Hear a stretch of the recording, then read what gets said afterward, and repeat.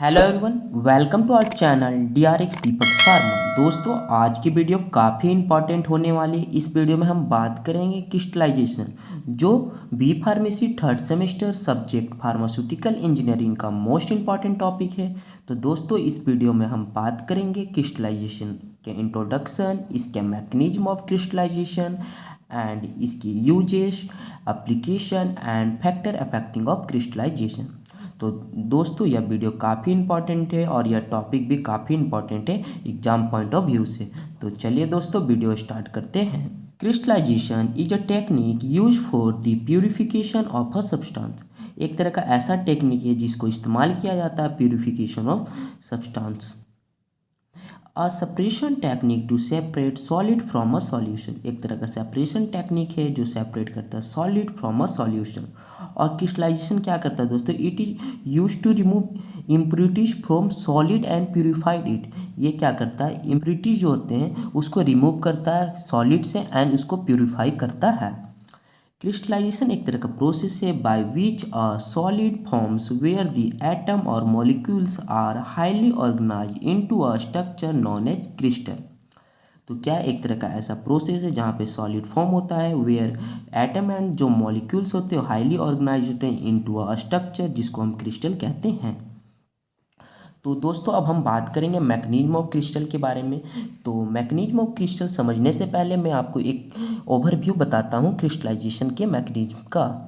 सबसे पहले दोस्तों, मैकेनिज्म ऑफ क्रिस्टल, इसमें 4 स्टेप हो रहा है। सबसे पहले क्या होता है? सुपर सैचुरेटेड सॉल्यूशन बनता है। फिर उसके बाद न्यूक्लिएशन स्टेप आता है, थर्ड क्रिस्टल ग्रोथ और फोर्थ क्रिस्टल ग्रोथ और कंप्लीट क्रिस्टल ग्रोथ स्टेज आता है।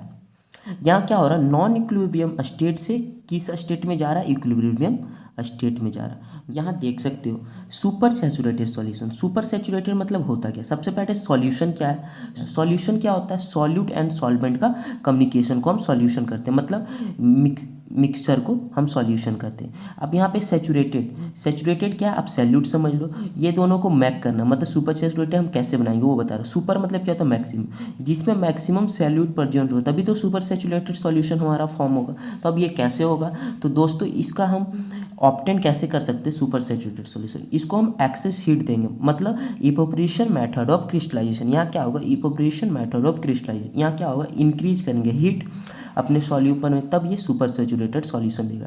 यदि हम इसमें क्या करते हैं? नॉर्मल टेम्परेचर देते तो ये क्या फॉर्म करेगा? ये सैचुरेटेड सॉल्यूशन फॉर्म करेगा। दूसरा आता है न्यूक्लिएशन स्टेप। न्यूक्लिएशन स्टेप यहाँ पे क्या होता है? न्यूक्लियाई का फॉर्मेशन होता है। ये देख रहे हो क्लस्टर है छोटे छोटे, इसे लैक्टिस के फॉर्म में होता है। ये इसको हम एम्ब्रॉय कहते हैं। ये दो तरह के होते हैं, एक स्टेबल होता है, एक न्यूक्लिया होता है।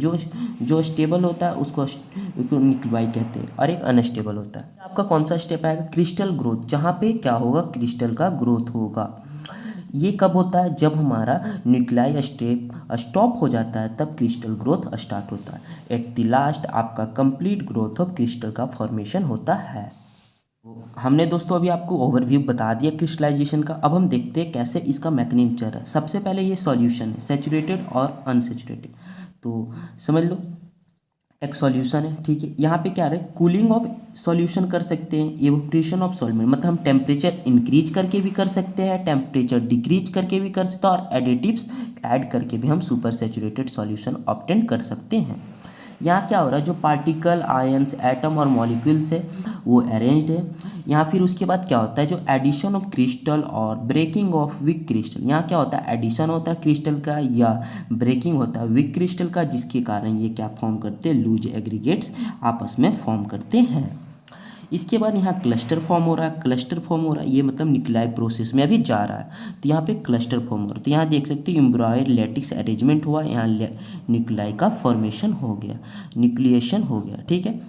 आफ्टर द न्यूक्लिएशन क्या होता है कि diffusion and deposition of particles on nuclei. क्या फ्यूजन होता है एंड डिपोजिशन होता है पार्टिकल का ऑन न्यूक्लियाई पे, और यहाँ पे एट द लास्ट क्रिस्टल का ग्रोथ हो जाता है। अब यहाँ हम बात करते दोस्तों, the formation of crystal involves 3 steps या स्टेज। तो मैंने पहले ही बताया कौन कौन सा स्टेज होता है जो मेन है, super saturation, nucleation and crystal growth. तो अब हम बात करते हैं सुपर सैचुरेशन की। एक हमारा सैचुरेटेड सॉल्यूशन है, तो इसमें क्या करेंगे, ये किन किन प्रोसेस से हम ऑब्टेन कर सकते हैं सुपर सैचुरेटेड सॉल्यूशन को, तो आप देख सकते हो by stirring, decrease temperature, evaporation of solvent और addition of a small amount of solute से। पहला सुपर सेचुरेशन, यहाँ क्या हो रहा है, when the solubility of a compound in a solvent exceed the saturation solubility, the solution becomes supersaturated and the compound may be precipitated और crystallize. तो आप जैसे मैंने बताया कि कोई भी हमारा सुपर सैचुरेशन कैसे बनेगा, हम अपने हीट को इंक्रीज कर दे या हीट को डिक्रीज कर दे या एडिटिव्स को ऐड कर दे। तो यहाँ देख सकते हो super saturation can be achieved by the flowing method. कौन कौन मेथड से हम सुपर सैचुरेशन को अचीव कर सकते हैं, तो वही बात है, evaporation of solvent from the solution, दूसरा कूलिंग ऑफ सैचुरेटेड सॉल्यूशन, तीसरा क्या है दोस्तों, addition of substance which is more soluble in solvent than solid to be crystallise.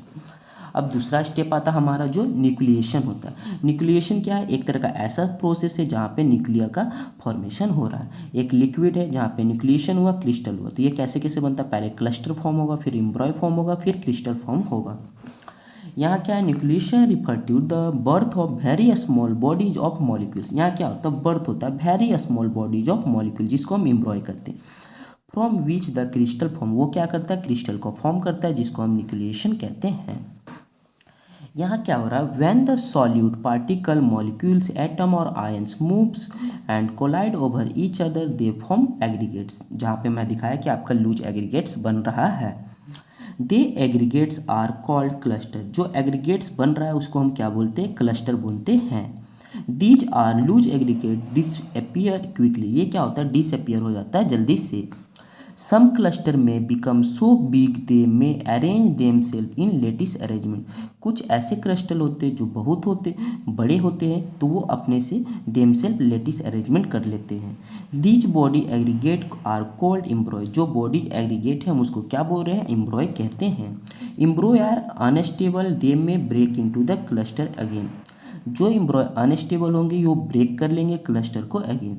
These stable structure together form a nuclei. जो stable structure होते हैं वो क्या फॉर्म करते हैं, न्यूक्लियाई फॉर्म करते हैं। At the last crystal growth. Crystal growth क्या है, एक तरह का ऐसा डिफ्यूजन प्रोसेस है जहाँ पे हमारा सरफेस फिनोमिना हो रहा है। यहाँ क्रिस्टल देख सकते हैं, यहाँ पे ग्रोथ हुआ तो क्रिस्टल का ग्रोथ हो गया। तो इसमें क्या होता है कि every crystal is surrounded by a layer. एक जो क्रिस्टल होता है वो सराउंडेड बाय लेयर होता है ऑफ लिक्विड, जिसको हम बोलते हैं stagnant layer. Once the crystal are formed, nuclei formation stop and crystal growth begins.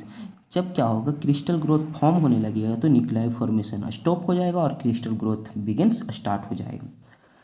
From the bulk solution a solute particle diffuse through this stagnant layer and they reaches the surface of the crystal. क्या होगा, जो bulk solution है हमारा वो solute particle diffuse करेंगे stagnant layer के साथ और रीच करेंगे surface of the crystal. The particles then organize them self into a crystal lattice. जो पार्टिकल होते हैं वो देम सेल्फ ऑर्गेनाइज हो जाते हैं क्रिस्टल लेटिस में, और इस फिनोमिना कंटिन्यूस होता है सरफेस एट स्लो रेट पे होता है। अब इसकी हम यूजेस की बात करते हैं। यूजेस क्या है, this process is used in the purification of salt from sea water. ये ऐसा प्रोसेस है जो हम यूज करते हैं purification of salt from sea water. इसके कौन कौन से फैक्टर अफेक्ट करते हैं क्रिस्टलाइजेशन में, जैसे टेम्परेचर। जब हाई टेम्परेचर रहेगा तो हमारा स्मॉल साइज क्रिस्टल ऑब्टेन होगा, लेकिन जब लो टेम्परेचर रहेगा तो हमारा लार्ज साइज क्रिस्टल ऑब्टेन होगा।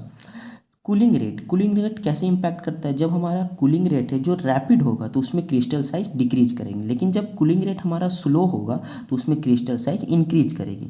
अब rate of growth of crystal में क्या हो रहा है, जब crystal growth of rate increase करेगा तो क्रिस्टलाइजेशन रेट भी ऑल्सो इंक्रीज करेगा। नेचर ऑफ सॉल्वेंट, अब इसमें हम नेचर ऑफ सॉल्वेंट को भी देखते हैं, किस टाइप का हमारा सॉल्वेंट है। तो फैक्टर भी बहुत ही अफेक्ट करता है ये सब फैक्टर क्रिस्टलाइजेशन को।